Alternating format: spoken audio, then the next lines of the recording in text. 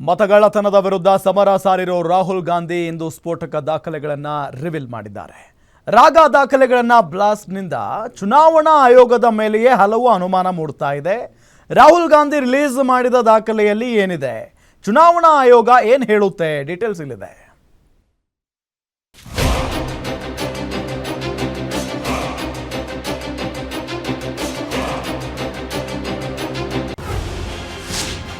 ಲೋಕಸಭಾ ಚುನಾವಣೆಯಲ್ಲಿ ನಡೀತಾ ಮೆಗಾ ಗೋಲ್ಮಾಲ್. ಚುನಾವಣೆಯಲ್ಲಿ ಬಿಜೆಪಿ ಗೆಲುವಿನ ಬಗ್ಗೆಯೇ ಭಾರೀ ಸಂಶಯ. ಮತಗಳ್ಳತನ ವಿರುದ್ಧ ಸಮರ ಸಾರಿದ ರಾಹುಲ್ ಗಾಂಧಿ. ವೋಟ್ ಚೋರ್ ಬಗ್ಗೆ ರಾಗ ಸ್ಫೋಟಕ ದಾಖಲೆ ರಿಲೀಸ್. ಮಹದೇವಪುರದಲ್ಲಿ ನಡೆದಿದೆಯಾ ಬಿಗ್ಗೆಸ್ಟ್ ವೋಟ್ ಸ್ಕ್ಯಾಮ್? ಮತಗಳ್ಳತನದ ಸ್ಫೋಟಕ ದಾಖಲೆಯನ್ನ ಲೋಕಸಭಾ ವಿಪಕ್ಷ ನಾಯಕ ರಾಹುಲ್ ಗಾಂಧಿ ದೆಹಲಿಯಲ್ಲಿ ಬಿಡುಗಡೆ ಮಾಡಿದ್ದಾರೆ. ನಮ್ಮ ಸಂವಿಧಾನದ ಅಡಿಪಾಯವೇ ಒಂದು ವ್ಯಕ್ತಿಗೆ ಒಂದು ಮತ.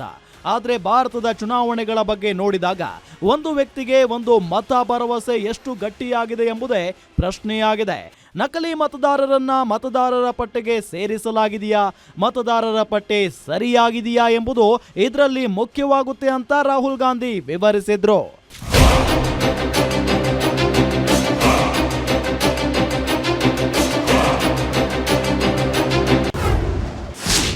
ಬೆಂಗಳೂರು ಕೇಂದ್ರದಲ್ಲೇ ಮಹಾ ಮತಗಳ್ಳತನ ಬಾಂಬ್. ಮಹದೇವಪುರದಲ್ಲಿ ಮತ ಕಳ್ಳಾಟ ಬಿಚ್ಚಿಟ್ಟ ರಾಹುಲ್ ಗಾಂಧಿ. 2024ರ ಲೋಕಸಭಾ ಚುನಾವಣೆಯಲ್ಲಿ, ಅದರಲ್ಲೂ ವಿಶೇಷವಾಗಿ ಬೆಂಗಳೂರು ಕೇಂದ್ರ ಕ್ಷೇತ್ರದಲ್ಲಿ ಬೃಹತ್ ಪ್ರಮಾಣದಲ್ಲಿ ಮತಗಳ್ಳತನ ನಡೆದಿದೆ ಅಂತ ರಾಹುಲ್ ಗಾಂಧಿ ಗಂಭೀರ ಆರೋಪ ಮಾಡಿದ್ದಾರೆ.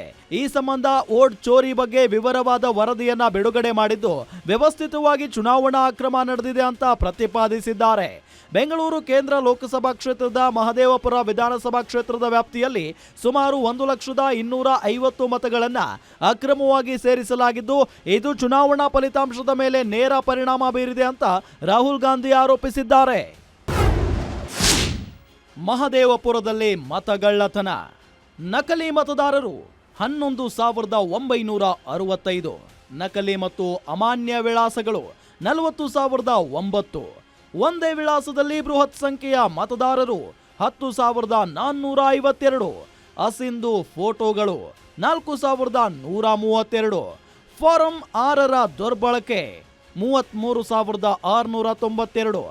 ಒಟ್ಟು 1,250,000. और एक असेंबली में धड़ाके से स्वीप करती है, तो हमने इस पे फोकस किया. और ये जो नंबर है, महादेवपुरा में इनकी जो लीड थी 1,14,000, इस पे हमने, इस नंबर पे हमने फोकस किया. Duplicate voter, fake and invalid addresses, bulk voter in single address, invalid photo, misuse of form 6.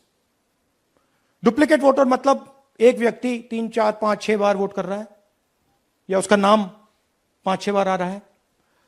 Fake invalid address मतलब या तो पता है ही नहीं या फिर फेक है. बल्क वोटर सिंगल एड्रेस, एक बेडरूम का घर है, उसमें 50 लोग का एड्रेस है, और जब हम वहां जाते हैं वहां लोग ही नहीं है, वोटर ही नहीं है.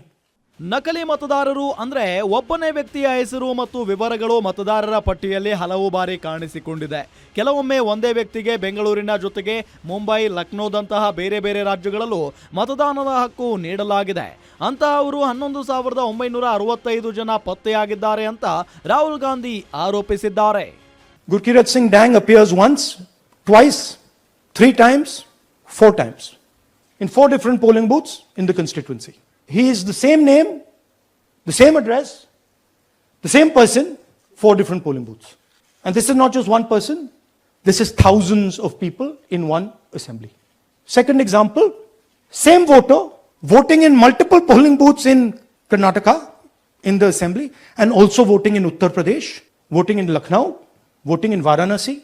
ನಕಲಿ ಮತ್ತು ಅಸಿಂಧು ವಿಳಾಸಗಳನ್ನ ನೀಡಿರುವುದು ಇನ್ನೊಂದು ಆರೋಪ. ಮತದಾರರ ವಿಳಾಸದ ಜಾಗದಲ್ಲಿ ಶೂನ್ಯ ಅಥವಾ ಅಸ್ತಿತ್ವದಲ್ಲಿಲ್ಲದ ವಿಳಾಸಗಳನ್ನ ನಮೂದಿಸಿ ಸಾವಿರಾರು ನಕಲಿ ಮತದಾರರನ್ನ ಸೃಷ್ಟಿಸಲಾಗಿದೆ ಅಂತ ಅವರು ದೂರಿದ್ದಾರೆ.